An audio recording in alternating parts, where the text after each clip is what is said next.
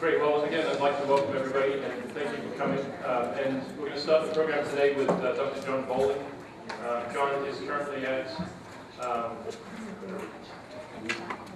he's at the PRS International School of Aging at Southern Oregon University. John and I have known each other for many years, and he was kind enough to fly out here from Oregon to present today. When I think about issues related to aging, in my mind, John is one of the best thinkers around issues related to aging, and so I was pleased that he was able and willing to come out and present today.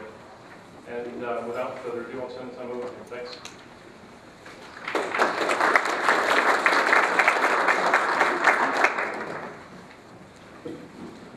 Good morning. Can you hear me all right? How about if I just talk like this? Can you hear me back there? Please use the mic. You know, what's that? Please use the mic. Please use the mic? Yeah. Okay, let me move this around then so that sort of position it. How about that? Does that work? I'm going to move all over the place, so I'll try to come back to the mic periodically. So, last weekend I was mountain biking. And if I turn this way, you may notice I'm missing a good amount of skin on one side of my face. And I promise I wasn't abused, other than by a tree. And so I immediately after I hit the tree last weekend, I was thinking, this is great. I'm going out to do a talk on abuse, and I look like I've been beaten. I really haven't been. Today, what I want to focus on is there really are two broad categories of abusers. And the first category of abuser is a pretty simple category to deal with, really. And that is the category that includes really criminals that willfully and thoughtfully set out to take advantage of others. And plan to do that, and that's the intent. And there isn't much to say about that group from a psychological perspective. They're simply criminals, and they need to be caught and arrested, and it's an issue of law enforcement. The other group is far more complicated. And this may be hard to sort of accept in here, but the other group could include any of us.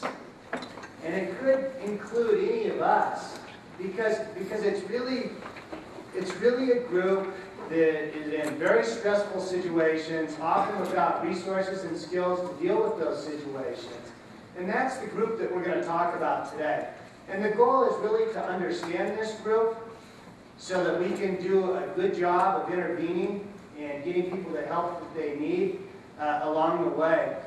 It certainly is not to apologize for the act of abuse. It's always wrong. It's never okay. But the goal today is to try to look at how does this happen? How does it happen that people like us in this room end up committing acts that it seems like we would never commit? And I just want to emphasize that one more time, because I think that the most dangerous thing all of us can do as professionals is to treat the perpetrators of elder abuse to believe that it's some group way out there that's not like us, that it's a different animal. Because when we do that, that allows abuse to happen. Far better to keep some of the concepts that we'll look at today and talk about to keep those top of mind. I was reminded of a story when I lived out here. I moved away I think it's been about 12 years now. And this was a couple that I met in Utah. And the wife, they were in their 60s. The wife was almost saint-like, a neat lady, and her husband was not very saint-like. And for years he'd been a carouser, and he'd gone out to bars, and They both practiced the LDS faith, except that he would forget that at times and would end up in bars, and he would get in fights. And what made her a saint is she would take a deep breath and just believe that someday he would run out of energy, and then they could enjoy their late life together. So she hung in there for years and years and years. And as they got to be 60, sure enough, he started to slow down. And she was so excited because finally they were going to be able to share the life together that they'd always hoped for. And then he got dementia. And it was a pretty rapid onset, and in his case, he'd probably been hit in the head one too many times over the years, which also places me at some risk. But what happened then is that those plans didn't come to fruition. Not only did she not get to enjoy the husband she put up with for all those years, but now she had to care for him. And as dementia began to run its course, he was extremely difficult to care for. And so in this story, thankfully she got some help. She got some resources, and with a lot of help was sort of able to move on with her life in some ways. But as you might expect, was loaded with resentment. And to me, she was the model of someone that, had she not got help, it would have been pretty tough to tolerate for years and years after the prior years, to tolerate the behavior she needed to tolerate.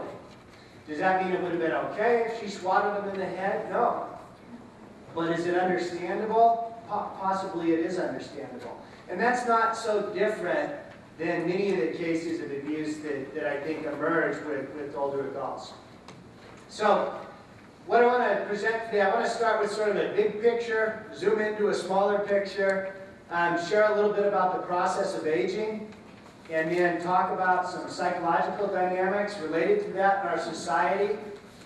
From there, talk a little bit about the defenses people use and where that leaves us.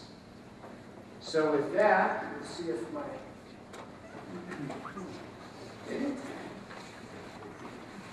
there we go.